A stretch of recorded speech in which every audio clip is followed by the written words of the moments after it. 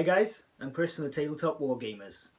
So this video today I'm going to be taking a look at Bolt Action 2nd edition for you guys. I'm going to be showing you the book, giving you a look inside the book so you can see just how awesome this new book is. I'll be talking to you about some of the rule changes, some of the more commonly known ones, and then a few of the other ones that I think will have a big impact on the game going forward. So what we'll do next, guys, is I'll show you the book a bit closer up.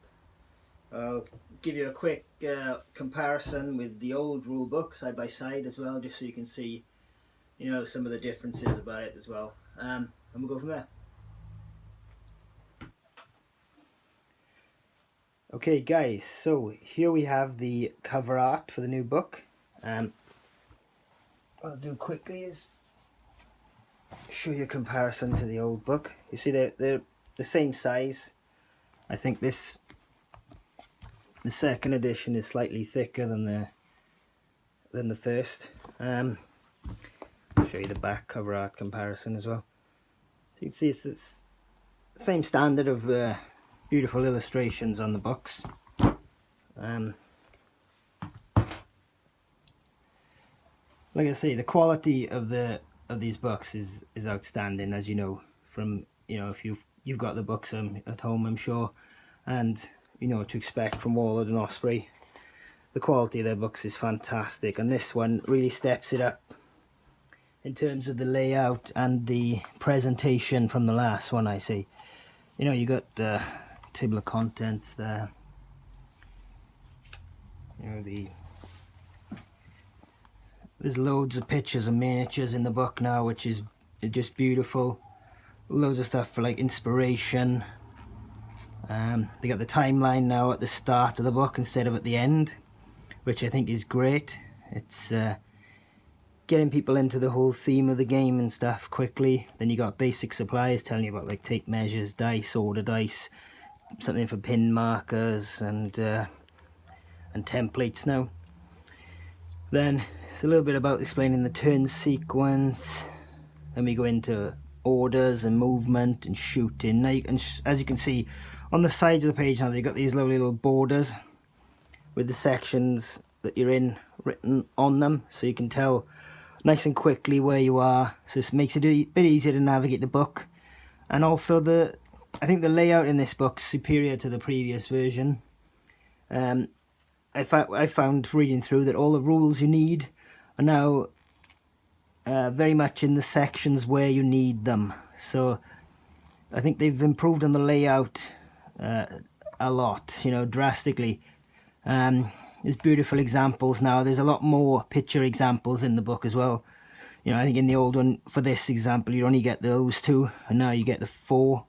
So it shows you how to deal with obstacles as well when you're assaulting. Like there's just lots of things like that all the way through, you know. Stuff in headquarters, unit special rules, artillery. It's just, you can see the presentation in the book, the font and the layout of the pages is absolutely beautiful. There's loads of pictures of minis, as I said, and there's still some of the beautiful Osprey illustrations throughout the book as well. But I think the mini pictures really serve to push the hobby home, you know, and get people into thinking, oh, I'd love to get my board to look like that. You know, it gives you a nice idea of paint schemes and ideas, isn't it? This is the scenario section now. In the old book you had 6, so they'd stop here, but in this you now actually have 12. So there's double the number of scenarios for you to play, which is great. And in the force selection section of the book now, you've got Germany, the US, I think it's Britain, Russia, and Soviet Union, and there's an additional one which you didn't have in the 1st edition, which is now Imperial Japan. So that's nice as well. So now it means you can collect any of the 5 major powers straight off the bat with just the one rule book, and you can get straight into a game. You know, there's, as you saw, there's quite a few pages on each nation as well, so it gives you a good few options to go through there. There's a few extra rules on like larger games, multiplayer, multiple people on each side, night fighting, all that sort of stuff's been included as well now, which is nice. And there's a nice big summary section at the end with loads of charts and just everything you need really. And at the very end there's pictures of the new templates that they've released. Yeah, I'm definitely gonna have to get a set of these myself because they look really nice. There's all the different new tokens for all the new rules and such they've got in, and the area effect templates for all the HE. So there we go.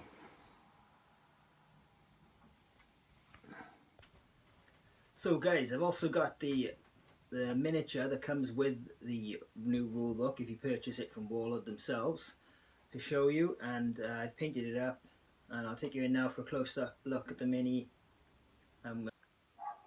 Okay, so guys, here is the miniature you get with the new rulebook. It's General Patton. He's a famous American commander, so if any of you guys are collecting Americans, this would be a great little mini for you to get. It comes with a book if you order it from Warlord. You can see I just painted it nice, quite quickly, and based it for you guys to see.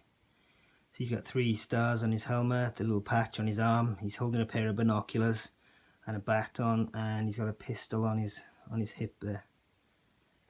Yeah, and he's wearing a nice little leather jacket, so he's looking pretty cool. Nice mini, nice details. Okay, so guys, now you've had a chance to see inside the rulebook, see some of the beautiful new layouts, and seen a nice overview of the book, and you've seen the mini. Now what I'd like to do is discuss a few of the rule changes with you guys. So I've made a small list of some of the major changes in the game, and a few of the ones that I think will have an impact on the game going forward, you know. So first off, machine guns have got a +1 extra dice now for all of them, and the range of the machine guns has gone up to 36. So all machine guns will now be 36-inch range. So that's really cool. So that's light machine guns, medium machine guns. They've all had a +1. They've had a +1 dice, and the ranges have been put up to 36. The heavy machine gun is still 3 dice and range 36 with a +1 pen. But the light machine gun now has gone from 3 to 4 dice, and the medium's gone from 4 to 5. So that's really cool. That's going to make them a lot more worthwhile taking in your units. And for Germans, they're going up to, you know, a 5 and a 6. Oh yes. And that applies to vehicle machine guns as well. So the vehicle medium machine guns are going to be going up from 4 to 5. So that means they'll be gaining 2 extra dice, you know, on most tanks when you fire both machine guns. So that's going to be really good as well, you know, things like the Sherman with the hull and the coax, and the Panzer IV, and you know, all the tanks basically that have a coax and a hull mounted. It's going to be good news for them for taking out troops then. Yeah, it's just nice. Next thing I want to talk to you about is keeping with tanks for a minute. Flak guns on tanks. So for example, like the 50 cal on top of a Sherman. If you take this gun and you decide to fire it, not in a flak roll, say you decided to fire this heavy machine gun at the troops, then this tank would become open top for that turn, because you'd have a guy out of the top hatch firing the gun. So it would then be able to be pinned by small arms fire returning. Yeah, that's a pretty big change, I think. That's going to change people's decisions on taking these guns on top of tanks, I think. You know, obviously you can still fire them in a flak roll and it doesn't affect the tank at all. But if you use it then in the turn to fire at the target as an additional weapon, it does make you turn into open topped for that turn.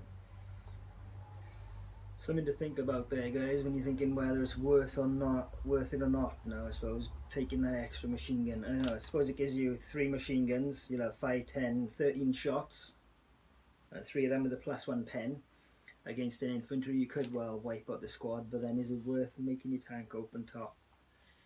I don't know. That's a tough one. There's been some changes to the orders. So a couple of the orders, down order now is -2 to hit somebody with a down order instead of -1. So that makes taking a down order a lot more viable option, I think, especially if you're sitting on an objective and you want to survive through. Also, at the end of the turn, with the down order now, if you decide to keep the down order on the unit over to the next turn, you actually get rid of D3 pin markers. So it's not just one pin marker anymore, it's a D3, so you could lose up to 3 pins and still have a -2 to hit you. That could be amazing for holding on to objectives with a unit. Yeah, I think that's going to be really good going forward. Rally has changed. Now, rally is no longer affected by pin markers when you take a rally test. So this is going to make rally a lot more useful. Before, if you had like 6 pins, for example, you really needed to rally that unit, but your morale started at 9 for regular, you were rolling on a 3+. You're not very likely to pass that check, but you try it anyway in the hope that you did, and you got rid of D6+1 pins, you know. Now, you try that check, the pins don't affect you. So you just make a test against 9, and if you pass, D6+1 pins come off. It's going to make rally a lot more useful. It's going to make it much better order. Yes, it's just going to be great, I think. I think it's going to really improve rally for the better. Ambush has changed. So now with ambush, at the end of a turn, if you're holding on to if you've got an ambush order on your unit and you haven't fired it that turn, you have the option to flip it to a fire order and take a shot at the end of the turn instead of carrying it over, which I think is really good. You know, if you were waiting all turn for like a tank to come out so you could shoot it, but he never came out, but then, you know, you realise someone else had come out a bit earlier on and you passed up on that opportunity to shoot them, you can now take a fire order and fire at them at the end of the turn. It's pretty good. It now means you don't waste your turn doing nothing, and you actually get to have a fire order in your turn. But you still have the option of carrying over the ambush to next turn if you wish, but you can cancel that and take a fire order at the end of the turn, which is a nice option. It gives you a bit more flexibility with the order. You know, it might persuade people now not to take the shot at the secondary target that pops out and wait for the primary, and if it doesn't materialise, then take the secondary out at the end as well. It's nice, and then you can bring the ambush back on at the start of the next turn if you get the dice. I mean, it's a bit of a risk, but it gives you a bit more options, a bit more tactical choice, you know. So that's a nice little change that's coming in. There's changes to buildings and gun shields. Buildings now, they give you a -2 to hit targets in buildings, counts as hardcover. But instead of making you straight to a 6 on the damage roll, it now just adds +1 to your number you need to be damaged. So for example, an INX unit needs a 3+.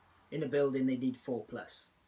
A regular would need 5, and a veteran would need 6s to wound. It just adds +1 to the roll you need to wound them. So it's quite nice. That's the same for gun shields now. So gun shields add that, but gun shields don't have a minus to hit. So they've taken away the cover element on the gun shields, and they've left them with the protection element. So yeah, I think that's really going to make things a lot more interesting. It's going to make the units in the buildings a bit easier to get rid of, which they were difficult before. And it's also going to make the guns a lot more vulnerable, so they can't just sit in the open and hide behind the gun shield. Now they'll have to place them behind a wall or behind a hedge, or, you know, put them in a cover element to get that minus to hit as well as the protection. So I think that'll alter the way people play their gun teams a lot, I would say. So yeah, that'll be interesting to see how that plays out. That should be that's a good rule again. Obviously there's changes with HE. They now use templates, so when you shoot at a unit, if you hit, you get the appropriate template. So it'll be like 2, 3, 4 inch diameter, and you try and place it over as many models as you can in that unit. Then and that's how you determine the number of hits.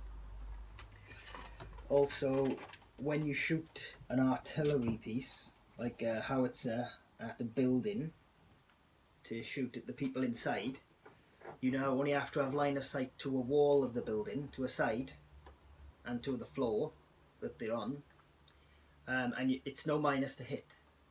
And as this artillery ignores the cover bonuses, the building protection rule, so you don't get the +1 on the damage to worry about, and you don't get the -2 to hit now. So you can just fire a straight shot at the building, and you only get affected by long range. So that's going to really change it up. I think that's going to be really good. It means if you fire a tank HE shell, you can take a unit inside a building out quite comfortably now, do some damage to them, put some hurt on them, and I think it's going to be a lot more cinematic and make it a lot more realistic with that effect. That's going to really change up buildings for us.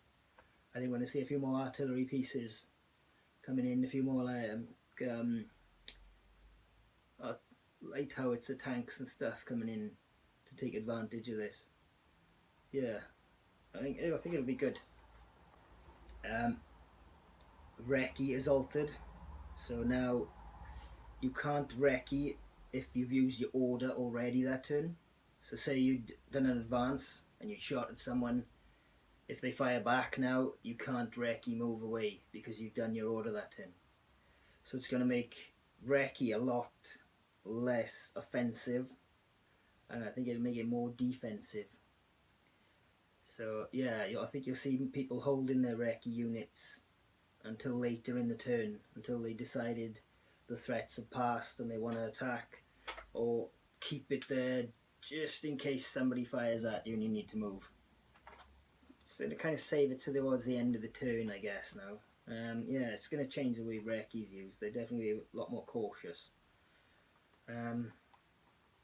Observers, now when you roll a 1 to see if it comes in, the opponent can't just take it and place it where they want. It now has a random direction and a random number of inches that it moves. You roll a dice to see like how many inches it moves. So yeah, I think that's a lot more realistic and a lot better as well than just, oh, you missed over there, so now you're going to move it 24 inches to your side of the table and blow all your units up. Yeah, I think it's a bit better that it's a random direction and a number of inches, so it's slightly off target as opposed to miles off target, I think that's going to be a lot better. That applies for both types of observers, air and artillery. Officers will have a command range. So for lieutenants, first and second, they have a 6-inch radius, and captains and majors have a 12-inch. And what they can do now, they offer their morale bonus to people within that radius, but there's a new rule where they can activate other additional units at the same time as themselves. So for a first, I think, let me check this quickly. I always get these two mixed up, guys. Bear with me a sec. HQ. There you go. So second lieutenant has 1 extra order. So say he was a second lieutenant now, I can activate him and I can pull another dice out the bag and activate one other unit at the same time. So I can move them both up on an advance and shoot at these. If that guy was a first lieutenant, I could activate 2 additional units. So I could then pull that unit's dice and that unit's dice out and advance all 3 up and shoot on the 1 draw out of the bag, essentially. So officers now are going to offer a lot more tactical flexibility in the game. I think they're really going to have an importance in the game now. It sounds a lot better. They're really going to have a role to play now. They're not just walking morale boosts. they're now able to activate multiple units, and for a captain it'll be 3 units extra, and for a major it's 4 additional units. So these are really going to make a big difference now. You know, if you're playing a Soviet horde and you pulled in a major to give them +4 for all your NX guys, you're able to activate 4 additional units when you activate that major. So that's going to be amazing. You know, can you imagine it? You've got all your Soviet horde pouring across the table. You draw 1 Soviet dice out and 5 units activate. It's going to be a nightmare. Like, you suddenly felt a bit safe, and then the whole horde just flooded you. Yeah, it's going to be really good. Really, really good. So yeah, the officers are really fantastic. Transports now, for like transport vehicles, they're now able to shoot 1 weapon when they have no passengers inside. So this is going to be fantastic. I think we're going to see a lot more armed transports now, because you can drive up, drop off your squad, and then you can still fire the machine gun on the front. And as the machine guns are increased in dice now, this is going to be 5 dice. So the medium machine gun on this. So you're going to be driving up, shooting 5 dice, and your whole squad's out now shooting as well. So it's just going to be brilliant, you know. You can just keep this then, following your squad round and shooting, supporting fire around it. It's brilliant. That's exactly what we all wanted from the first edition, I think. They've listened and they've put it in, and I think it's going to be a great rule. I think it really is going to be a great rule. I think that's about all the rules I had noted down to tell you guys about. There's loads of rule changes, guys. There's absolutely loads in this book. I could probably talk to you for about an hour on all the changes in this book, over this book. There's so many in here. There's so many little subtle ones, like changes to weapon ranges. Like, for example, the artillery pieces, the minimum range they can fire now on indirect has increased. So you're going to have to watch out for that one, guys, if you're using artillery pieces, like howitzers on indirect fire. Also, spotters. If you've got an inexperienced team, spotters do not work. So you can't use a spotter if you're an inexed artillery. That's another good rule, I think, to stop all that inex arty spam. Yeah, that's going to be really good. That's going to change things up. Yeah, but there's so many little changes in this book, guys. If you go in from 1st to 2nd edition, I would definitely recommend you read through this book very thoroughly, just so you get a grasp of it all, and refer back to the charts in this for everything for a few games. Just until you get used to the new charts, you know, all the new ranges and weapons and dice, because there's a lot of changes to it. Yeah, there's so many. I could talk for, like I said, I could easily do an hour-long video just on the changes to this in this book. So yeah, if you're getting it, definitely read it, and I recommend you definitely get it. I've read through it a good few times now, and I haven't come across a rule that I haven't liked. So they're all good changes. I think it's going to bring a good new balance to the game. Yeah, it's really good, really, really good. I'm really pleased with the changes. So guys, I definitely recommend getting out there and getting the new 2nd edition. So guys, I'm sure you've heard the Armies of Germany 2nd edition books coming up, and I should be getting that fairly soon when that's released. So stay tuned for that. As soon as I have it, I'll be showing you the mini and the book and the new book that comes out. Yeah, I'm really looking forward to that, because I'm a German player myself. Yeah, loving it. Can't wait. So guys, I hope you enjoyed this look at the 2nd edition rules, the book and the mini.